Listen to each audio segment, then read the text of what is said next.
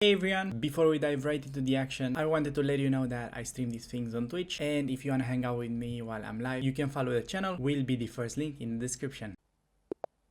Alright, we're getting the white pieces, gonna be trying out another King's Indian attack, so gonna be setting up the fianchetto, and see opponent plays the same knight c6, gonna be allowing the e5, and yeah, just playing with d3. I don't really mind when they get the center. We get into like a pretty thematic pawn structure. It's like really important to understand how to play around it. And when they do the e6 thing, we're just gonna be going like knight e2 and then play for the aggressive e4 push. So against bishop c5, I think plan remains the same. There's no like knight takes on e5 trick as in like the other lines, because the pawn is on e6. So I'm just gonna go with like the normal stuff, idea to push e5 next and grab a lot of space. Okay, opponent takes on e4, and we've got like an interesting choice to either take with a knight or with a pawn. I think knight could be interesting, but I will just stick with pawn takes on e4 as a rule of thumb, and opponent plays e5, which I think is a good move, trying to stop me from expanding even further. But now we get into like a typical symmetrical position where, you know, it's just like I feel a bit easier to play as white because we have a simple plan of usually just maneuvering the knight around the d5 square, while this knight on c6 is not like the happiest knight ever. So against a5, I think it's nice to play a4, fixing a weak square on b5. So sometimes if the knight can reach that square, it can be a pretty good outpost. And against knight g4, I think can simply play the move h3 because it would actually be much better for us after he takes, because the two minor pieces are simply way better in the middle game phase. So for this reason, he just went back, realized that knight takes on f2 is not a good move, and we basically managed to win a tempo. And now I have to decide between queen e2 or queen c2 because like both are fine. Thing is, like queen e2 will support a future knight c4, while a queen c2 move, say he goes bishop e6, we won't have like the typical knight c4, knight e3, but then we have like another route of bringing the knight towards f1 and e3. So I think honestly like both are fine. I'm just gonna go like queen c2, rook e1, and okay, on bishop e6, I could actually try another plan. Okay, opponent just going for the cheap tricks, going for that, and as long as you just defend against it, now I can just recapture with the pawn because it's like no longer pinned. You should be good to go. This is like not an amazing move. I don't really think you can get like f5 in a good version.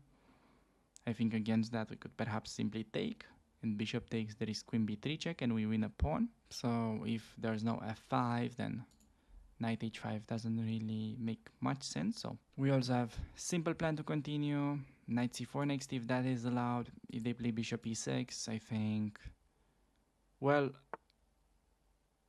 can I go rook d1? That could be like pretty trappy, but then he just takes on f2. But then we have knight f1 defending g3. So actually that's a thing. Looks like I blundered. But then I have knight f1 double attack, hitting both the bishop and the enemy queen, while I'm also covering the super important g3 square. This is actually like pretty clever, I think. And here we have like two ideas. One would be to trade the bishops like this, but I kind of feel like with the enemy bishop on c5, kind of want to focus on knight f1, knight e3.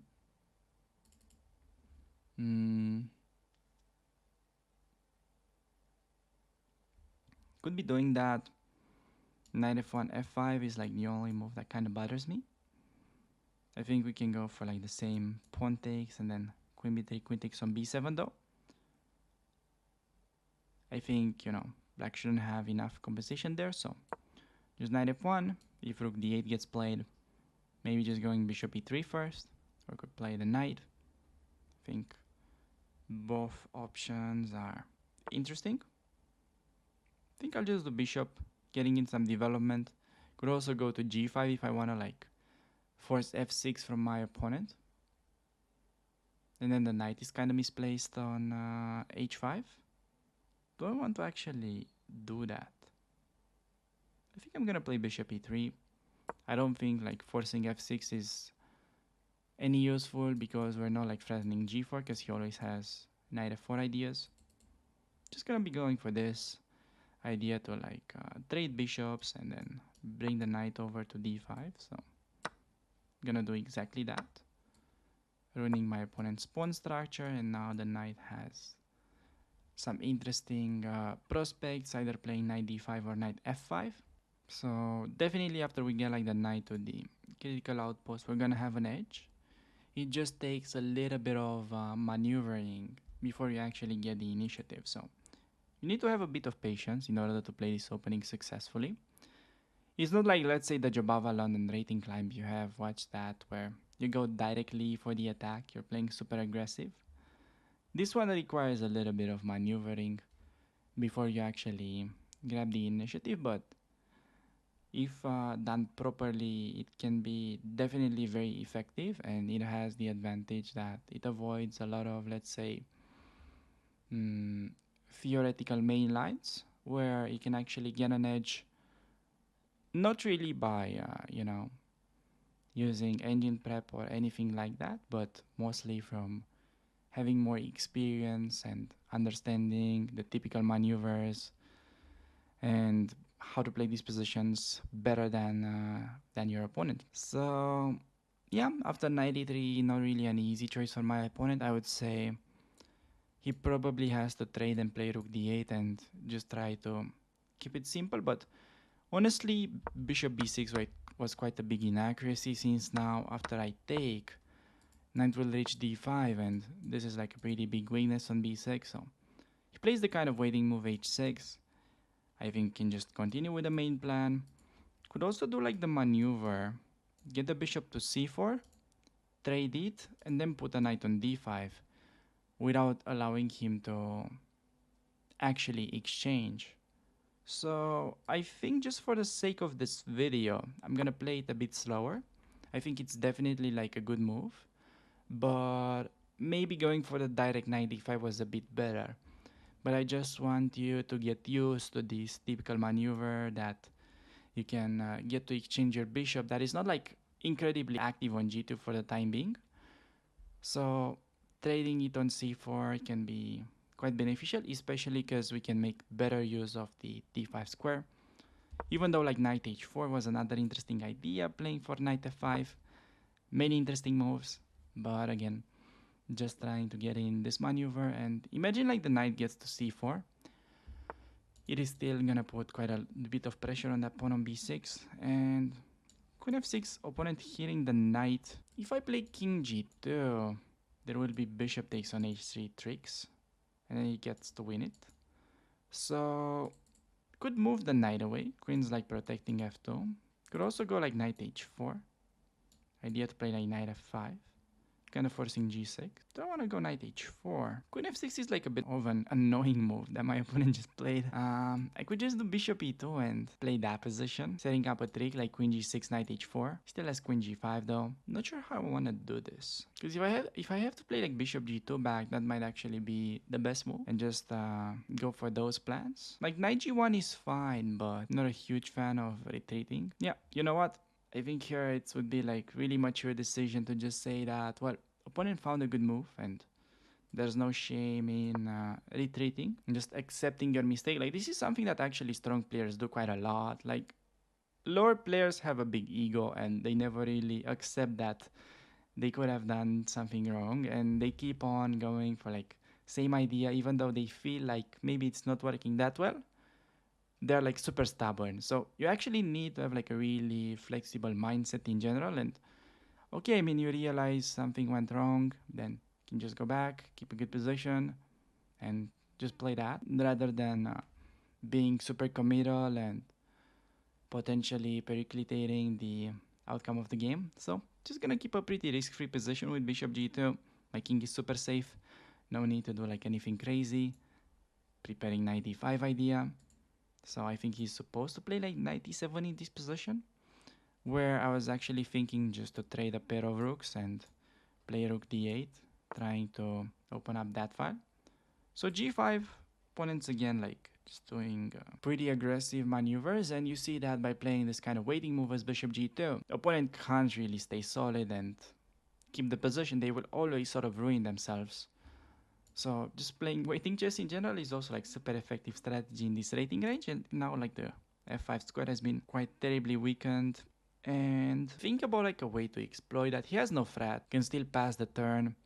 He doesn't really have any active prospects. Thinking though whether to play knight d5 immediately or to trade rooks and then play rook d1 with knight d5. I think both are fine. I think I like the direct choice a bit better though. Forcing bishop takes, we take with a pawn, knight e7, and then we go queen e4. And I actually don't think it's that easy to protect the pawn. He still has knight g6 though, but I think we're very much in control there. This is like only move. Then we could potentially reposition the rooks because this guy is kind of out of the game. So could do like rook e1, rook d1 was thinking, but the opponent plays queen d6. And I think that's like simply dropping a pawn after queen e5. Could also go knight takes on e5. I would like to trade queens though, if possible.